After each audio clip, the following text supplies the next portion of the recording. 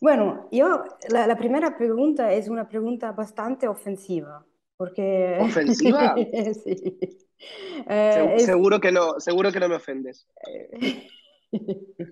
bueno, es como en Pieles, el tema principal de la película de Piedad también es la relación entre padres y hijos bueno, hay elementos autobiográficos que influyen en este tema particular.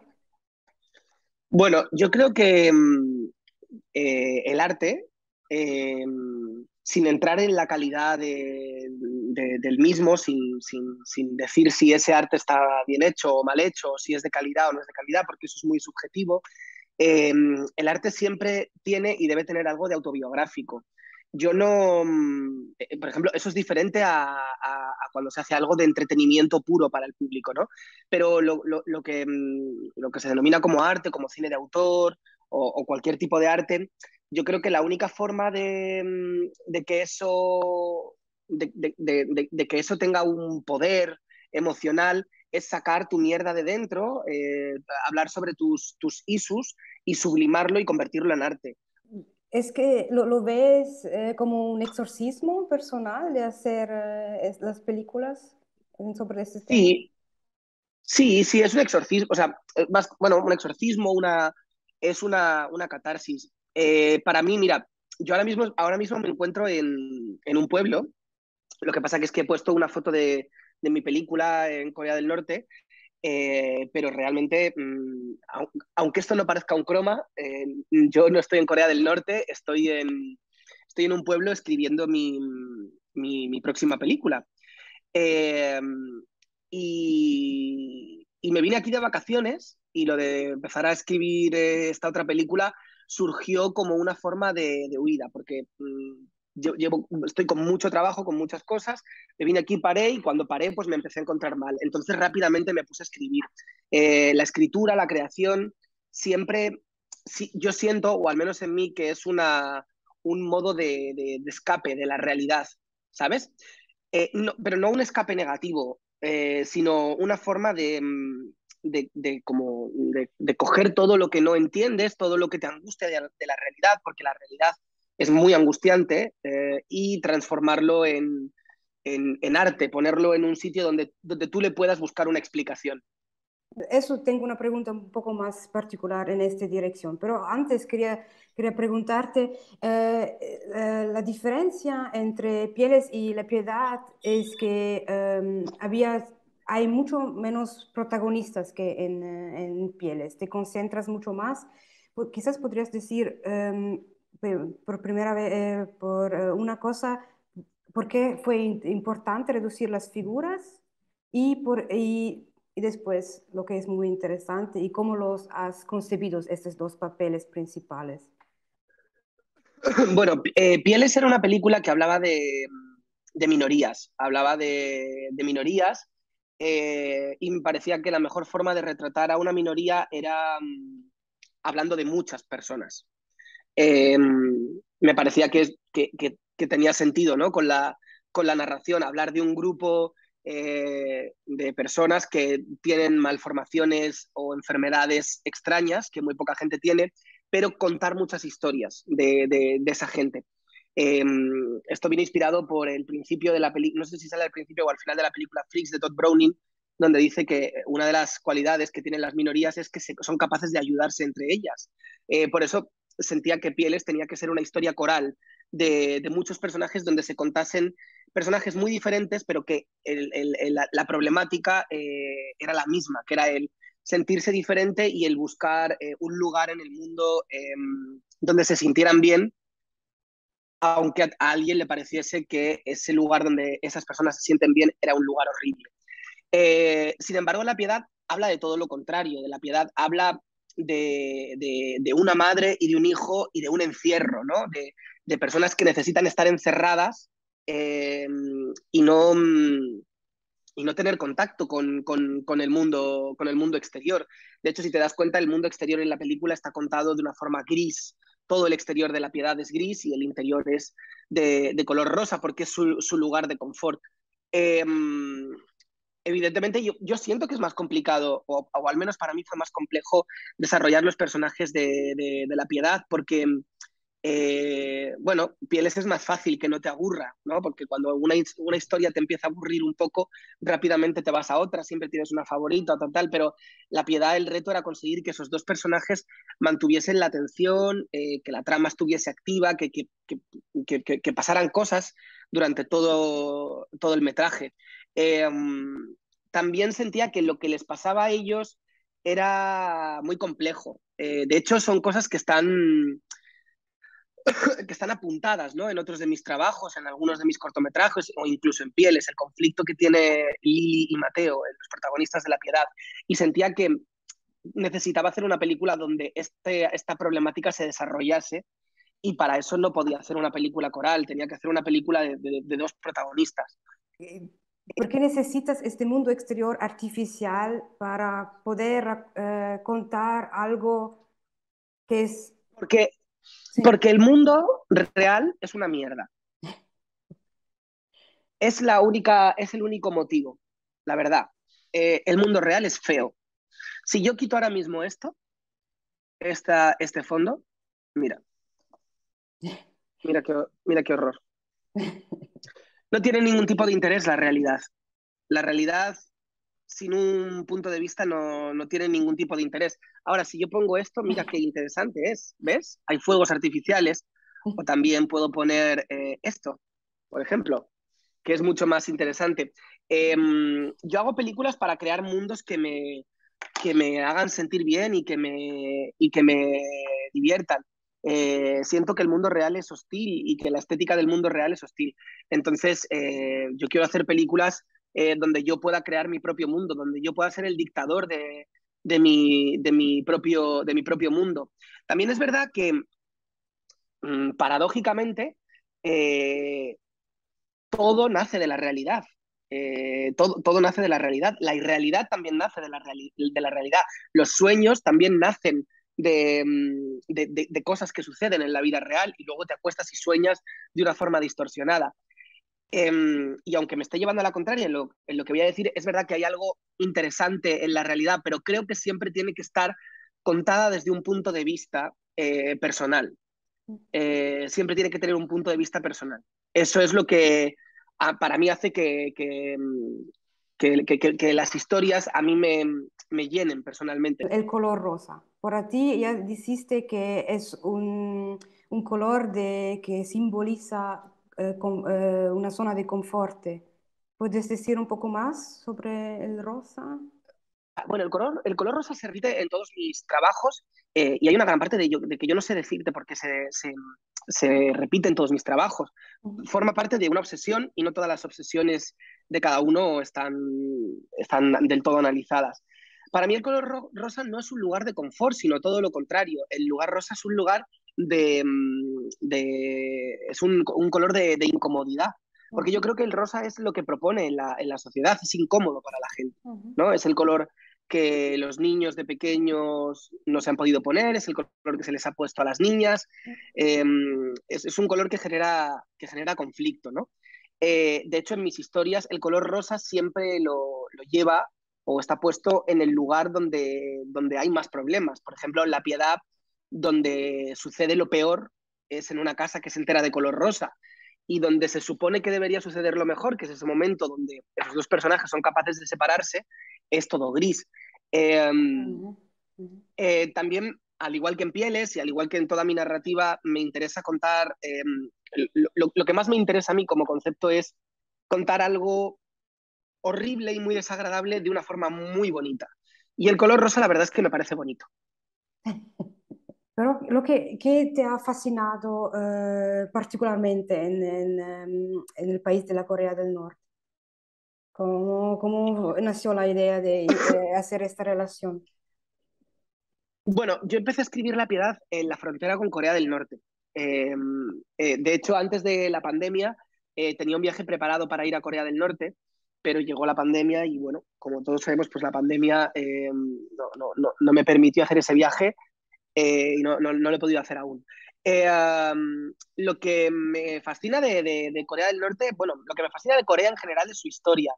Eh, y de Corea del Norte me interesa mucho el personaje de Kim Jong-il y de cómo Kim Jong-il era una persona muy cinéfila que como no pudo ser director de cine, que era lo que a él le hubiese gustado ser, convirtió a su país en una película.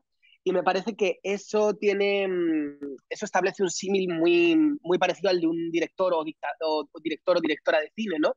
La idea de cómo no puedes ser, como no puedes crear tu propio país, pues creas una película.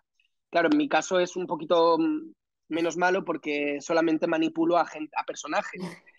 Si fuese político sería un poquito más terrorífico, como es el caso de Kim Jong-il.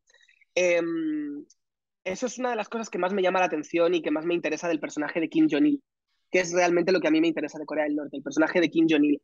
También siempre he sentido mucha fascinación, mucho interés por el comportamiento humano de los dictadores, ¿no? La necesidad que tiene un dictador de dictar sobre un país, qué hay en sus cabezas, por qué funcionan así. Y estéticamente la propaganda de Corea del Norte, la arquitectura de Corea del Norte, la arquitectura comunista, eh, la ideología juche, el arte juche, es un arte que me llama mucho la atención, porque al igual que todas las dictaduras, pero en concreto la de Corea del Norte, creo que un poco más utiliza de una forma muy increíble la propaganda para transmitir su mensaje político, que es algo terrorífico, ¿no? Modificar o cambiar de una forma inconsciente el pensamiento de la gente a través del arte. Pero es que el arte tiene esa capacidad. Y ver cómo Corea del Norte sabe hacer eso a través de su propaganda es algo que me parece artísticamente fascinante, moralmente horrible, pero artísticamente fascinante.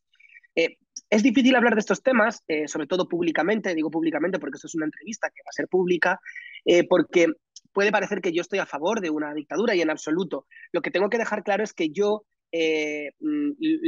lo miro todo desde un prisma artístico. Si hablásemos ahora mismo, hiciésemos una entrevista personal de lo que yo opino ética y moralmente, mis respuestas serían diferentes, claro.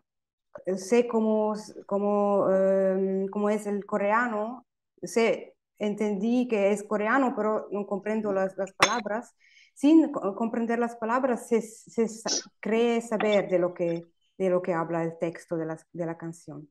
Sí, las canciones hablan básicamente las canciones hablan de la revolución de Corea del Norte, la revolución de Kim Il-sung, del gran sol de la nación. Son canciones propagandísticas absolutamente. Mira, eso es un tema que me interesa mucho y que a la vez me pone muy triste porque son canciones de las que yo estoy enamorado, canciones que tuve enamorado por lo bonitas que son, porque me parece que es de lo que hablábamos antes, ¿no? Pese a ser canciones eh, de, que hablan de cosas que moralmente pueden ser un poco horribles, ¿no?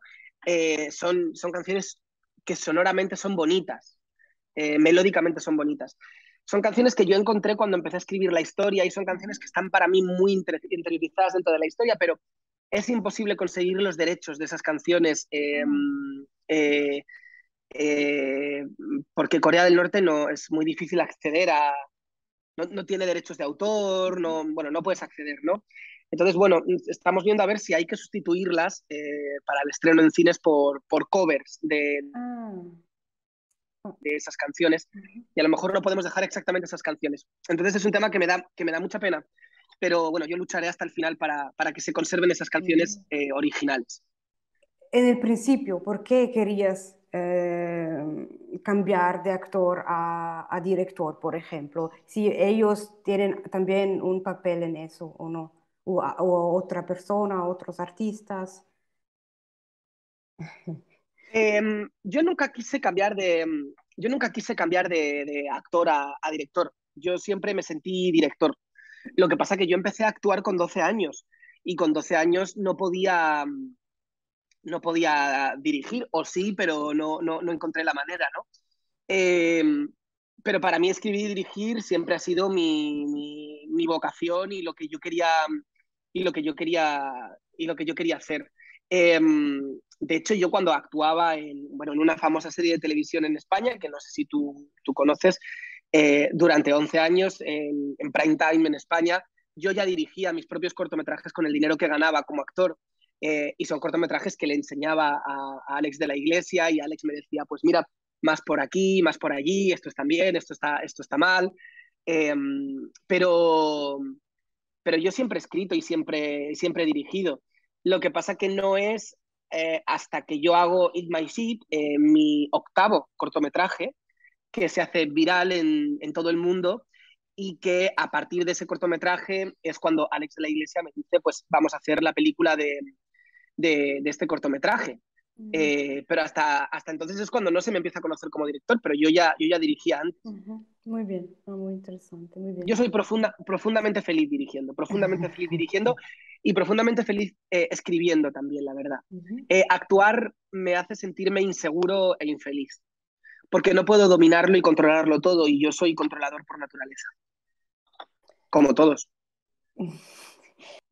Hay solamente, casi hasta el final, la película, o sea, la Pietà no hay técnica moderna. El móvil de Libertad se ve en el final, antes es el teléfono muy antiguo.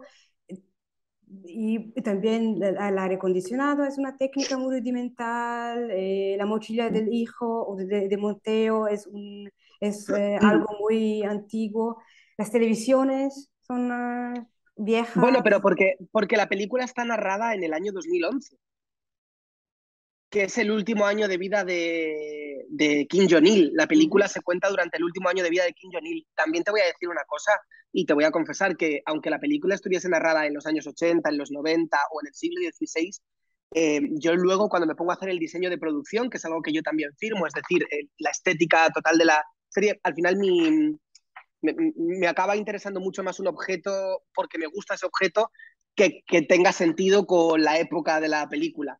Eh, yo me suelo permitir cualquier tipo de anacronismo y cualquier tipo de cosa, aunque no tenga sentido, a favor de la estética, si es que considero que la película necesita eso. ujú, ujú. El arte está para permitirse hacer lo que te dé la gana. Y eso es básicamente lo que hago yo. Es lo que va con el aire acondicionado y la televisión es también el nivel de los ruidos, porque son ruidos muy, ya que no se conocen muy bien ahora, pero también muy inhabituales, ¿no? ¿Puedes decir un poco para la concepción del sonido de la peli, cómo Bueno, has concebido esto?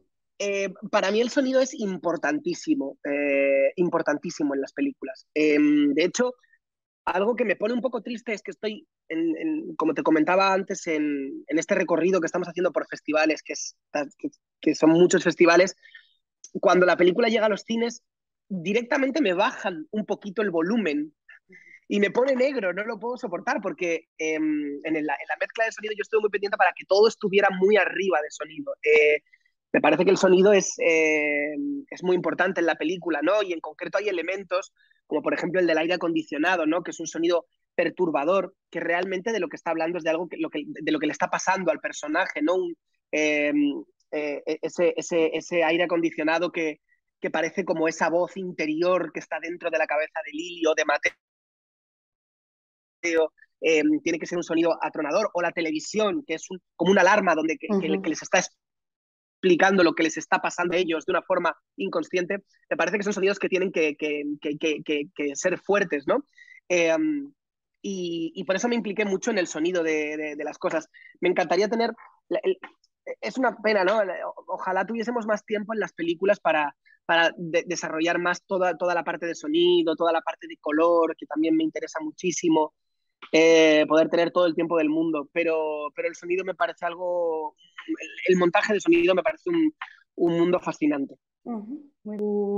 A tus películas algo atemporal, algo melancólico, pero atemporal. Y me pregunto si tú piensas que eres un hijo de ese tiempo, o sea, de tu tiempo, o quizás te sentirías mejor en otra época. A ver,